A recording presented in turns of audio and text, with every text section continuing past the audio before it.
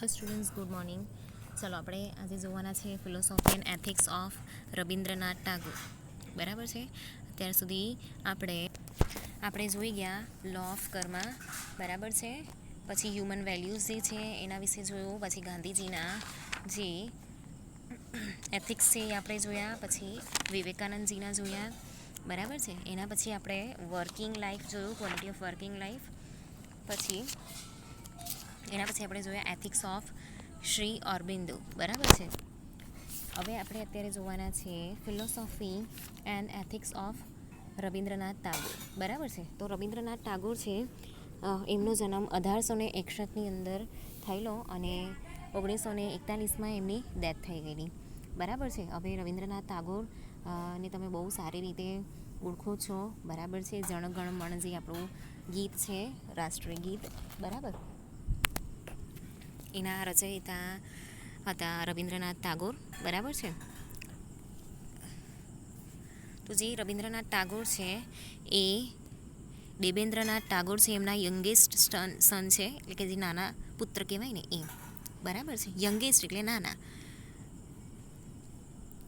તો youngest son of Debendranath Tagore, a leader of the Brahmo Samaj. બરાબર. બ્રહ્મો સમાજ છે એમના લીડર હતા દેવેન્દ્રનાથ ટાગોર. એમના જે યંગેસ્ટ સન છે એ છે રવિન્દ્રનાથ ટાગોર. બરાબર છે. જેને તમે બહુ સારી રીતે ઓળખો છો. Which was a new religious sect in 19th century. એક રિલિજિયસ સેક્ટર હતું. બરાબર. હિન્દુઇઝમની અંદર જ આ રિલિજિયસ સેક્ટર હતું બ્રહ્મો સમાજ.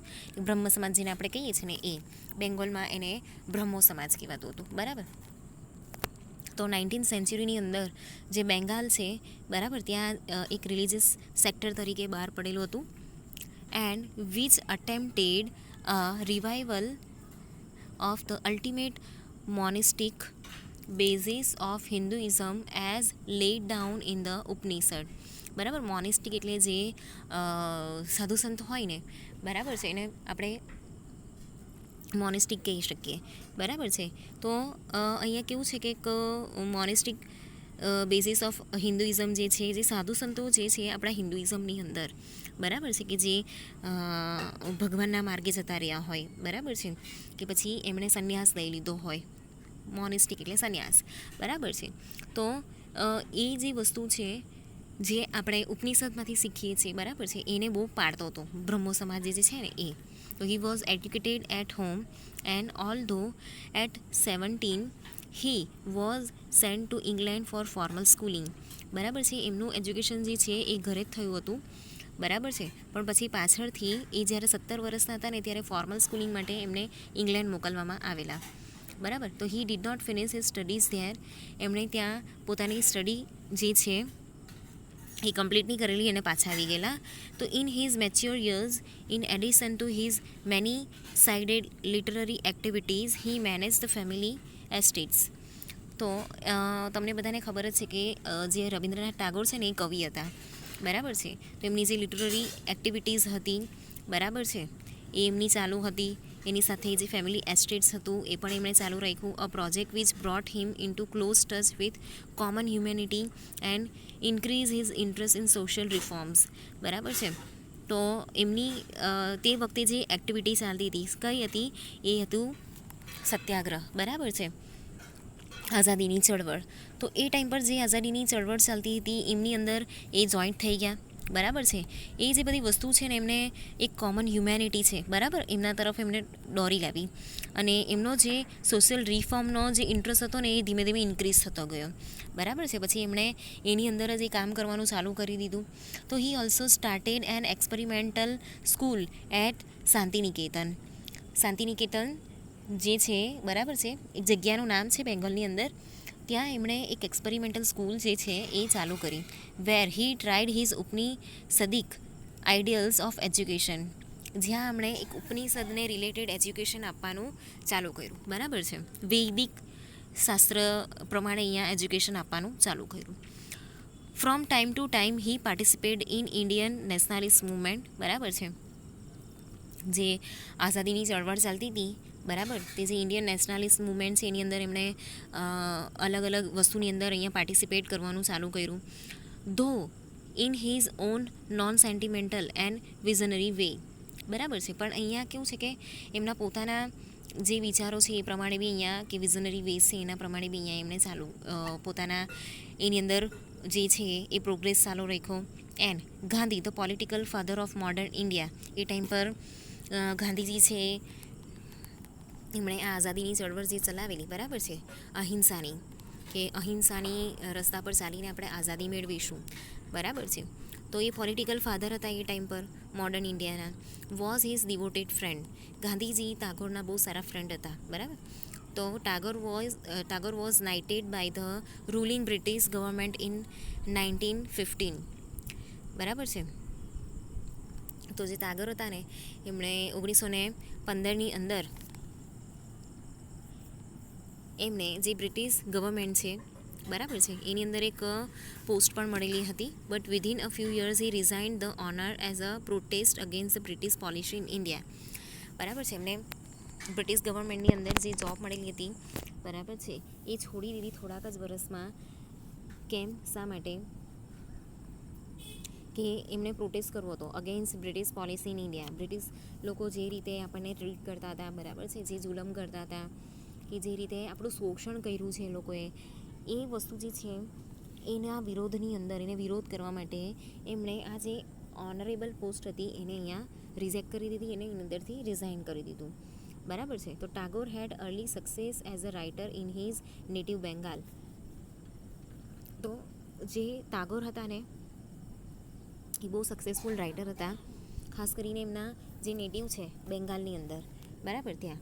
તો with his translation of some of his poems he become rapidly known in waste.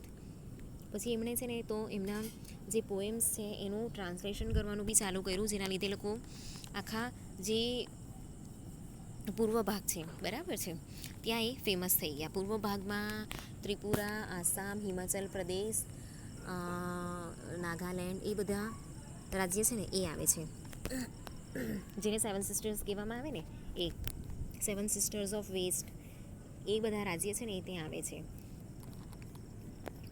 In fact, his fame attained a luminous height, taking him across continent on literature tours and tours of friendship. તો એમણે જે આ પોએમને બધું બનાવેલું, એ poem ધીમે ધીમે કરીને આખા વેસ્ટમાં બી ફેમસ થઈ ગઈ, બરાબર છે. તો એમની જે ફેમ છે, બરાબર, as a poet, as a writer, એમણે ધીમે ધીમે કરીને બધી જ જગ્યા પર મેળવી લીધી, બરાબર. એક હાઇટ પર એ પહોંચી ગયા કે એમનું બહુ માન સન્માન થતું હતું, બરાબર, as a writer, as a poet એ બહુ ફેમસ થઈ ગયા. તો એમણે છે ને લિટરેચરની કેટલીક ટૂર પણ કરી છે, બરાબર. એ બહાર બી ગયા છે, પોતાનું આજે જે કવિ સંમેલન જેવું હોય ને એની અંદર, પછી એઝ અ રાઇટર પોતાની જે કૃતિઓ છે એને રિપ્રેઝેન્ટ કરી છે, ઇન્ડિયાને રિપ્રેઝેન્ટ કર્યું છે, બરાબર છે. For the world he became the voice of India spiritual heritage, બરાબર છે. એ અલગ અલગ જગ્યા પર જતા હતા, રશિયા ગયેલા, ફ્રાન્સ પણ ગયેલા, બરાબર છે. આલ્બર્ટ આઇન્સ્ટાઈન સાથે એમનો ફોટો પણ છે, બરાબર છે, એ ટાઈમ પરનો. તો ત્યારે એમણે અલગ અલગ જગ્યા પર જઈને જે ઇન્ડિયનનેસ છે, બરાબર છે, એમના લિટરેચરની અંદર જે ઇન્ડિયનનેસ દેખાતી હતી, એ India spiritual heritage, voice of India spiritual heritage, એ એમણે એવી રીતે બધી વસ્તુ રિપ્રેઝેન્ટ કરી, ઇન્ડિયાનું ટ્રેડિશન બની છોડ્યું, બરાબર છે. એમની અંદર બધી જ વસ્તુ જે છે ને ઇન્ડિયન નેસની દેખાતી હતી. તો એમને voice of India spiritual heritage જે છે એ કહેવામાં આવતા હતા. And for India, specially for Bengal, he become a great living institution, બરાબર છે. એમને એક એટલા બધા નોલેજફુલ, એકદમ પાવરફુલ, નોલેજેબલ પર્સન માનવામાં આવતા હતા તે ટાઈમ પર, કેમ કે એમણે એક સ્કૂલ ચાલુ કરેલી હતી જ્યાં ઉપનિષદથી જે એજ્યુકેશન છે આપવામાં આવતું હતું, બરાબર છે. પછી એ એઝ અ રાઇટર અને પોએટ તરીકે પણ એ બહુ સક્સેસફુલ હતા, અલગ અલગ જગ્યાએ જતા હતા. એટલે એ ટાઈમ પર એ એકદમ કેવું છે કે એજ્યુકેશનનું એકદમ બોલતું એક્ઝામ્પલ હતા, બરાબર. તો એના પછી આપણે જોઈએ કે જે રવિન્દ્રનાથ ટાગોર હતા, had wasted knowledge and there was perhaps no aspect of Indian life which escaped his searching eyes, બરાબર છે. એની અંદર એટલું બધું નોલેજ ભરેલું હતું, ઓફકોર્સ જે રાઇટર અને પોએટ હોય ને એની અંદર નોલેજ ભરેલું જ હોય છે, બરાબર છે. જે ઇન્ડિયન લાઈફ હતી ને, બરાબર છે, આપણા ઇન્ડિયાની જે કલ્ચર છે, આપણા જે ટ્રેડિશન છે, આપણી જે પરંપરા છે, એ એમના શબ્દોમાં ઝલકતી હતી. બરાબર છે, એ એમના વ્યવહારમાં ઝળકતી હતી. તો Tagore is known as the advocate of humanism. Humanism જે છે, બરાબર છે, એના એક કરતા ધરતા એ કહેવાતા હતા લવ, હાર્મની એન્ડ ફેલોશિપ. બરાબર છે, એમનામાં આ બધી વસ્તુ જે છે, એમની જે કૃતિઓ છે, એમણે જે નવલકથા લખી છે, જે પોએમ લખી છે, બરાબર છે, એની અંદર આ બધી વસ્તુ જે છે એ દેખાતી હતી. બરાબર, શોર્ટ સ્ટોરીઝ લખી છે એમણે. His ideas transcend the barrier of ethnicity and nationality. Some of his significance ideas are as under. તો એમના જે આઈડિયાઝ હતા, બરાબર, જે આપણે બહુ ફોલો કરવા જેવા છે, એવા છે. પહેલું છે પેટ્રોઇટિઝમ, બીજું છે એડ્યુકેશન, બરાબર છે, એના પછી છે રિલિજિયન, અને પછી બીજી થોડીક સોશિયલ ફિલોસોફી પણ છે. 3 પોઈન્ટ એમના મેઇન છે. એમાં પહેલું છે પેટ્રોઇટિઝમ. બરાબર છે, તો પેટ્રોઇટિઝમની અંદર પેટ્રોઇટિઝમ આપણે કોને કહીશું કે આપણી જે કન્ટ્રી છે, આપણી જે મધરલેન્ડ છે, એના માટેનો પ્રેમ, એના માટેની જે બધી વસ્તુ એના પર ન્યોછાવર કરી દેવાની જે આપણી ભાવના છે, બરાબર, એના માટે જે આપણે રિસ્પેક્ટ રાખીએ છીએ, માન સન્માન રાખીએ છીએ, એને આપણે કહીશું પેટ્રોઇટિઝમ. તો Tagore understood patriotism as love for one's motherland. બરાબર છે, તો આપણી જે મધરલેન્ડ છે એના માટે રિસ્પેક્ટ રાખવું, એના માટે બધું ન્યોછાવર કરી દેવું, બરાબર છે, એના માટે પ્રેમ રાખવો, એની રિસ્પેક્ટ કરવી, એ આપણી માતા છે ને મા સમાન માનવું. બરાબર છે, ભારતને આપણે મા માનીએ છીએ. દુનિયાનો બીજો એવો કોઈ દેશ નથી કે જે પોતાની કન્ટ્રીને મા માનતા હોય. આપણે માનીએ છીએ, આપણી સંસ્કૃતિ છે, બરાબર, આપણું કલ્ચર છે, આપણું ટ્રેડિશન છે. આપણે આજે પણ ભારત માતા બોલીએ છીએ. બરાબર છે, ભારત માતાનું એક ચિત્ર પણ છે. ઓકે, ભગવાન તરીકે એમની પૂજા કરવામાં આવે છે. આપણે હરિદ્વાર જઈએ ને, ત્યાં તો ભારત માતાનું મંદિર પણ છે. બરાબર, તો જે લવ ફોર વન્સ મધરલેન્ડ, બરાબર છે, એની અંદર એ બિલીવ બહુ કરતા હતા પેટ્રોઇટિઝમમાં. Every human being has a responsibility to work for the rectification of injustice. જ્યારે એક હ્યુમન બિંગ તરફ એક ઇનજસ્ટિફિકેશન થતું હોય, બરાબર છે, ઇનજસ્ટિસ થતું હોય, તો એની સામે લડવું, એના માટે એના પર વર્કઆઉટ કરવું, એ દરેક હ્યુમન બિંગની એક રિસ્પોન્સિબિલિટી છે. બરાબર છે, તો Tagore's patriotism was very broad and not necessarily link to particular nation.